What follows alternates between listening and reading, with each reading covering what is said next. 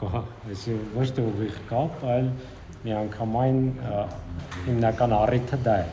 Իսկ պատճառը բոլորս հասկանում ենք, վաղուց Արցախի պետական ինստիտուտների հանդեպ, այդ թվում այս շենքի հանդեպ որպես ինստիտուտներին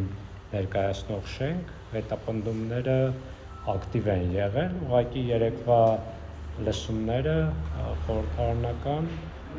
լրացուցիչ առիթ են եղել, որ պետք է նոր խոզարկություններ լինեն։ Բայց ձեզ հայտնի չէ ինչ քրեական վարույթի շրջանակում։ Պարոն Բեկլերյան ավելի վաղ դատախազություն էր, շենքի կապված ինչ-որ պահանջներ ներկայացրել, որ պետք է բնագծվեր։ Հիմա ասած ինչ ճակատագիր է սպասում Արցախի ներկայացության շենքը, ի վերջո կհասնեն այդ բեռնագրավմանը։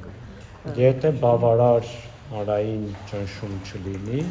այսինքն խանգարող հանգամանք չլինի, իհարկե կհասնեն։ Չեք տեսնում, որ իրենք ինչ ուզում են դատարանները այդ ակտերն էլ ընդունում են։ Ավետյան, երեք Գերմանիայում վարչապետը խոսեց շատ կոնկրետ, որ Լեռնային Ղարաբաղ վերադարձի հարցը պետք է փակվի եւ հստակ առաջարկ արեց նաեւ Ադրբեջանին հրաժարվել արևմտյան Ադրբեջան եզրույթից եւ նաեւ հրաժարվում ենք Լեռնային Ղարաբաղ վերադարձ գաղափարից եւ այսօր արդեն խոզարկություն է այստեղ։ Գտնում եք կապ կա այս ամեն ինչի։ Կարող է կապ լինել, իսկ Արցախի ժողովրդի վերադարձի իրավունքից հրաժարվողը չի կարող լինել Նիկոլ Փաշինյանը կամ ՀՀ վարչապետը, Արցախի ժողովուրդը պետք է որոշի վերադառնում է, թե չի վերադառնում, այդ իրավունքի տերը։ Տվյալ պարագայում ՀՀ վարչապետը կարող է միայն Հայաստանի Հանրապետության կառավարության դիրքորոշումը ձևակերպել, որը մեզ համար խիստ անընդունելի ու ցանկալի չի, դատապարտելի է, որ Հայաստանի կառավարությունը նման դիրքորոշում ունի, ընդ որում իրավունքները վաճառքի է հանում եւ երկրորդը հավասարության նշան է դնում Արցախի ժողովրդի վերադարձի ու ադրբեջանցիների ճակերտավոր վերադարձի միջև, որտեղ որևէ եզր չկա, այսպես ասեմ, ոչ պատճառների մասով, թե ով ինչպես է լքել իր տունը,